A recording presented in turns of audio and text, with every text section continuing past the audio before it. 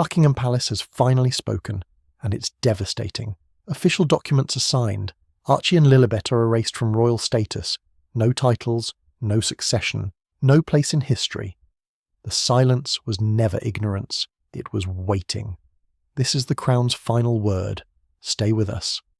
Good evening, and welcome to Royal Daily Report, where we uncover the real decisions behind the palace walls.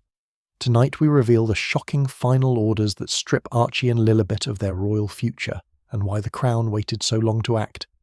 If you're new here or want every major royal update, hit subscribe right now, turn on notifications and join us.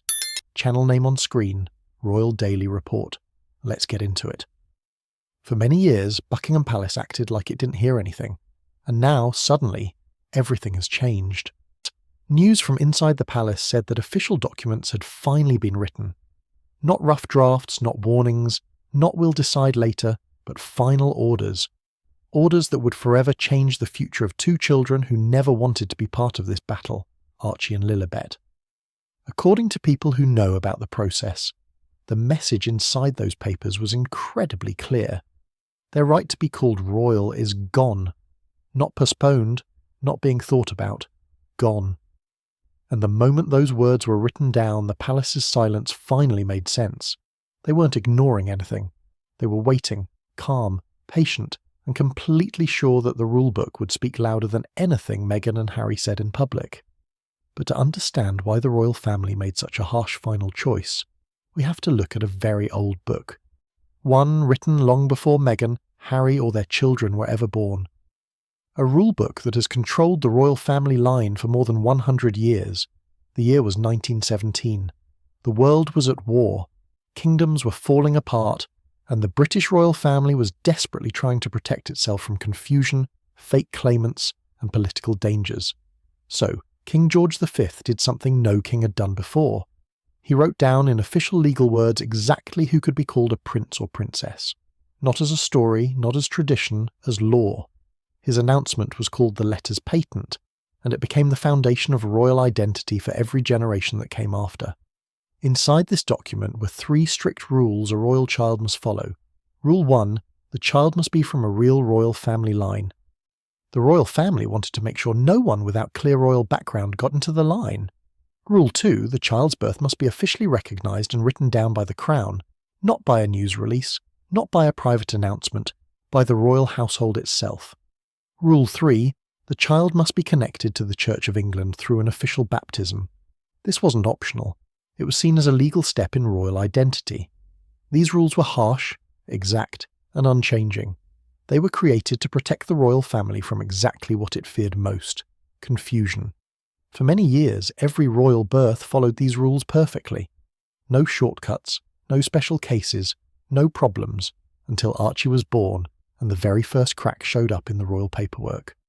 Archie's birth in 2019 should have been easy. A happy announcement. Smiling parents. A new baby welcomed into history, and at first, that's exactly how it looked. But inside the legal paperwork, inside the one document meant to protect a royal child's identity forever, something weird happened. Archie's birth certificate at first listed his mother as most legal documents would: Rachel Meghan Markle, everything normal, everything correct. But later, the document was changed quietly, suddenly without a clear reason. Meghan's full legal name was taken out and replaced with one phrase, Her Royal Highness the Duchess of Sussex. Now, usually birth certificates are locked. They don't get changed like school papers or updated like social media posts. They are meant to be permanent. So when this change appeared, it set off warning signs behind palace walls. Meghan claimed the palace forced the change. Palace workers claimed Meghan asked for it. Both sides said the other was wrong, and no one ever gave a final agreed answer. But here's what mattered to the royal family. A royal birth record had been changed, and once a royal record has doubt attached to it, that doubt becomes a crack. One that spreads, one that grows, one that eventually leads to everything falling apart. By the time Lilibet was born in 2021, the palace had already learned something powerful.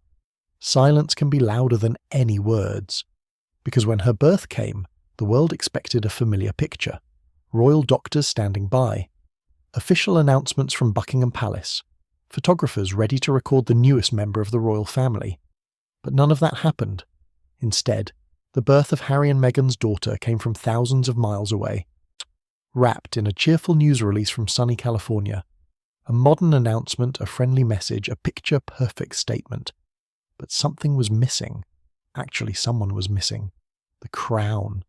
There was no royal seal, no palace confirmation, no official record, no appearance of any official royal witness. And to those who study royal rules, this wasn't small.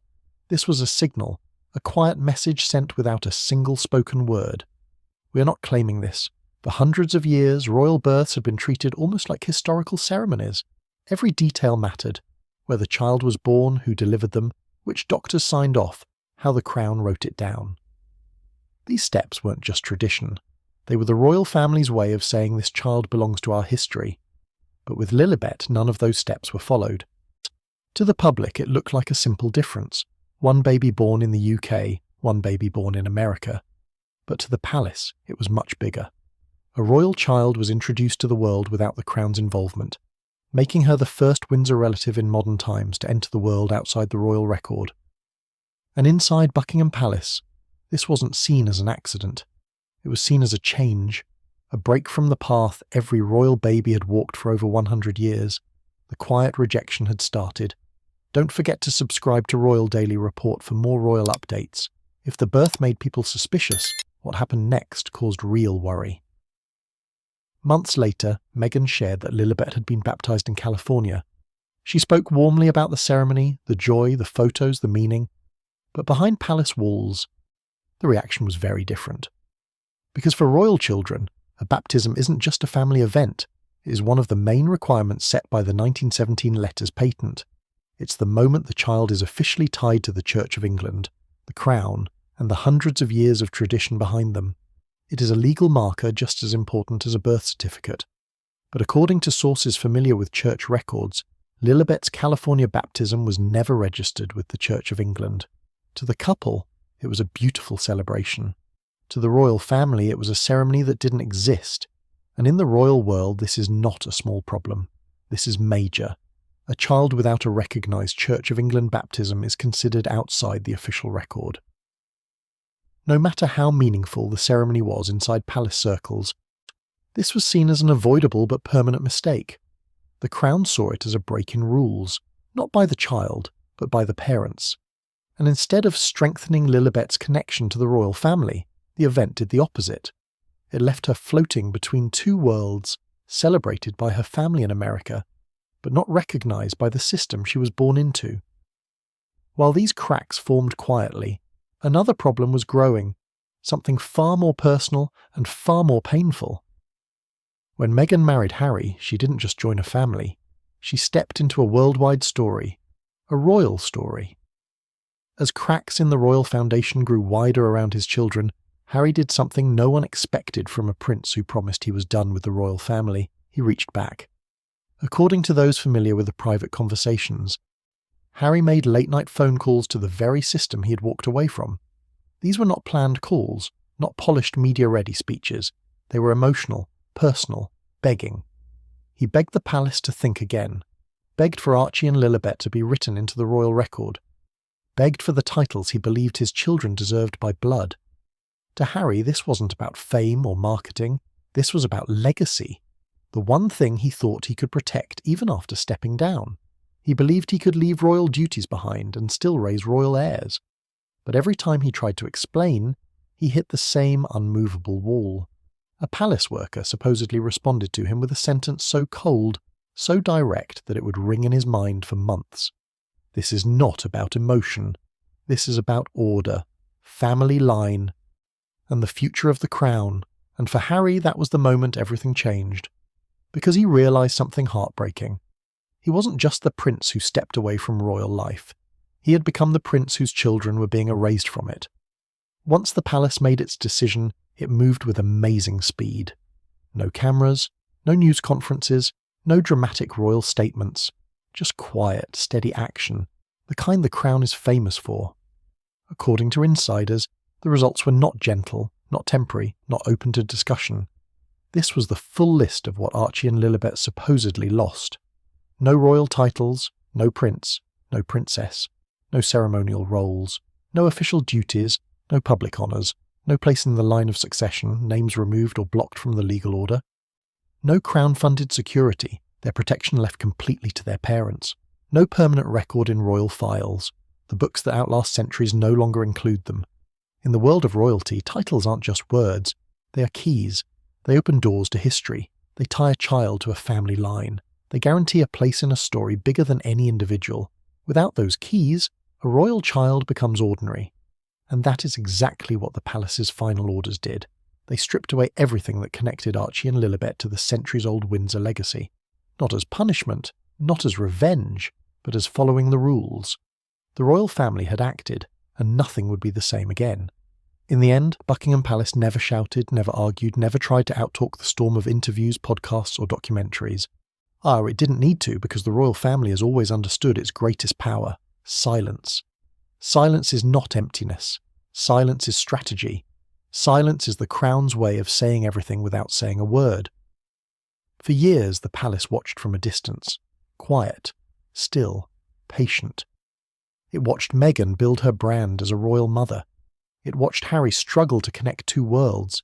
It watched the documentaries, the public speeches, the palace criticisms, all without responding. Because the royal family knew something the rest of the world forgot. Power is not proven with noise. Power is proven with finality. And when the time came, the crown acted with the cold speed of a system older than empires. It erased titles, it rewrote records. It removed names from history's path with a message that will ring louder than anything Harry and Meghan have ever said. The crown does not bend. Not for personalities, not for celebrity, not for noise or attention. And once the crown chooses to erase your place in its story, you're not a rebel, you're not a threat, you're not even a chapter, you're simply gone. That is the royal family's final message, chilling, quiet, permanent, and it leaves one last truth hanging in the air. Archie and Lilibet will grow up loved, protected and free. But the pages of royal history, the pages that last longer than any interview or documentary, will not carry their names. The absence is the punishment. The silence is the answer. And the decision once made is forever. That's all for today's Royal Daily Report. What do you think? Is the palace right to enforce these ancient rules, or is this too harsh on Archie and Lilibet? Drop your thoughts in the comments below. If this report hit hard, subscribe now to Royal Daily Report, hit the bell for notifications like this video, and share it with anyone following the real royal story. We'll keep tracking every development. Thanks for watching. Stay informed, stay thoughtful. Royal Daily Report signing off. See you next time.